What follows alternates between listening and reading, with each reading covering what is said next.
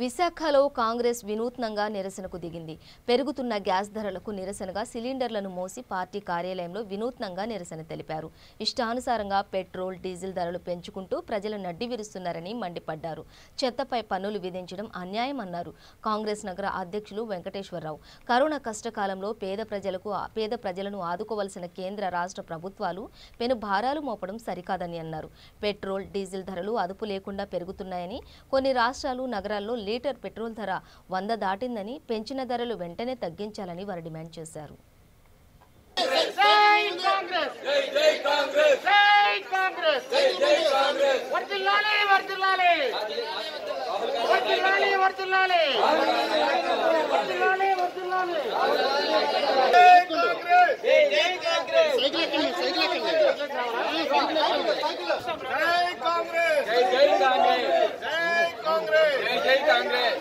Petrol diesel ధర తగ్గించాలి.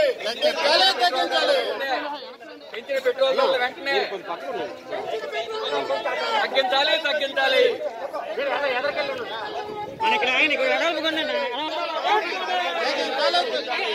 తగ్గించాలి. పెంచిన పెట్రోల్ డీజిల్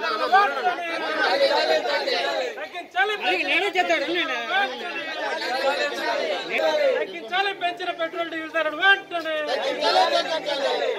కేంద్ర మండలి వైఖరి.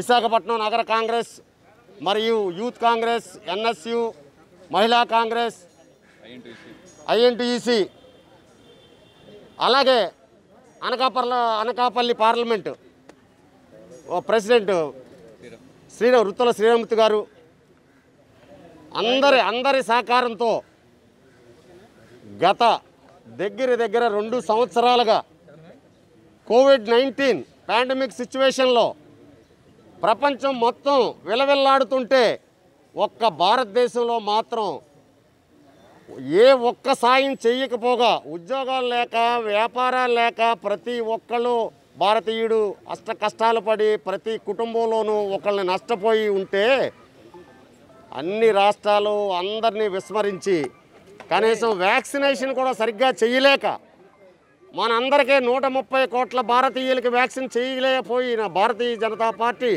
మోడీ గారు దయ వల్ల, అలాగే జగన్మోహన్ రెడ్డి గారి దయ వల్ల సాయం చేయకపోగా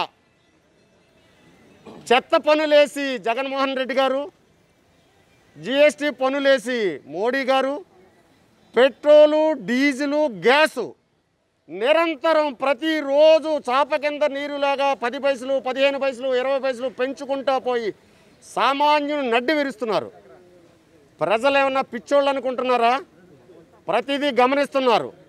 కాంగ్రెస్ పార్టీ ఉన్నప్పుడు బ్యారెల్ $140 ఉన్నప్పుడు కాంగ్రెస్ ₹70 దాటకుండా పెట్రోలియం కంపెనీల ఉత్పత్తులు అందరికీ కూడా సబ్సిడీ రూపంలో, బాండ్స్ రూపంలో ఇచ్చి చేసిన ఘనత కాంగ్రెస్ పార్టీకి ఉంది.